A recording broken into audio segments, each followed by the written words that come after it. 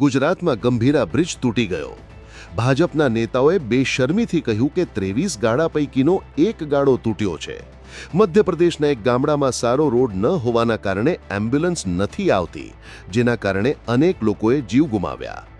સાંસદ રાજેશ મિશ્રાએ કહ્યું, રસ્તો હું નહીં, કોન્ટ્રાક્ટર અને એન્જિનિયર બનાવે છે, તેમને જઈને પૂછો. हमारे पास एम्बुलेंस है, हमारे पास सुविधाएं हैं, हम हमारे पर वहाँ पर आशा कार्यकर्ता हैं, हम व्यवस्था करेंगे उसके लिए. क्या उसमें क्या चिंता की बात? अस्पताल में भर्ती हो जाओ आकर के, अगर कोई ऐसी बात है तो भाई डिलीवरी का EDD होता है, एक्सपेक्टेड डेट होती है, उसके हम 1 हफ्ते पहले उठवा लेंगे. उनकी इच्छा है तो यहाँ आकर के आ जाए, भर्ती हो जाए. हम सब વિકાસના દાવાઓ વચ્ચે નેતાઓ બેશરમીની હદ વટાવી રહ્યા છે. પ્રજા લાચાર છે. ચૂંટણી તાણે ભિક્ષુકોની પેઠે મત માંગતા નેતાઓ થોડા જ વખતમાં કોઈ આપખુદ રાજા જેવું વર્તન કરવા માંડે તો બિચારી પ્રજા શું करे? रोड के बारे में वीडियो में ही दिखावत कि बनवा दे सांसद जी हमारा रोड. हम मोदी जी से ही लइके हैं, पूरे अधिकारी का, नेतन का, मंत्रीन का ही कही दिखें कि हमारा रोड बनवा दे, लेकिन क्यों नहीं सुनता ही. यहाँ 10 किलोमीटर की रोड है जो कि पूरी तरह से ख़राब है.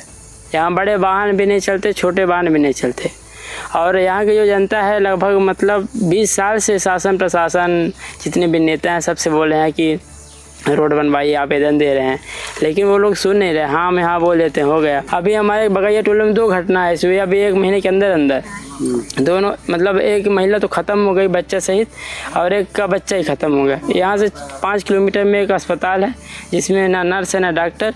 रीवा सीधी ले जाना पड़ता है, तो अब इतना जल्दी यहाँ एम्बुलेंस तो आती नहीं है, तो अब कहाँ से पहुँच पाएंगे. મધ્યપ્રદેશના સીધી જિલ્લામાં ચોમાસા દરમિયાન કાદો કિચડના કારણે એમ્બ્યુલન્સની સુવિધા ન મળતા લોકો જીવ ગુમાવી રહ્યા હતા.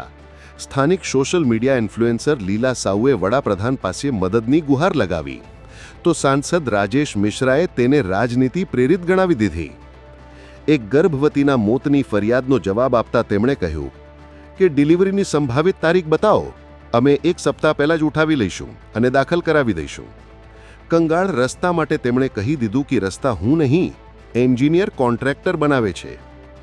PWD મંત્રીને પૂછવામાં આવ્યું તો તેમણે કહ્યું કે અમારે પાસે એટલું બજેટ નથી કે કોઈ વિડીયો નાખી દે ત્યાં જઈને રોડ બનાવી દઈએ.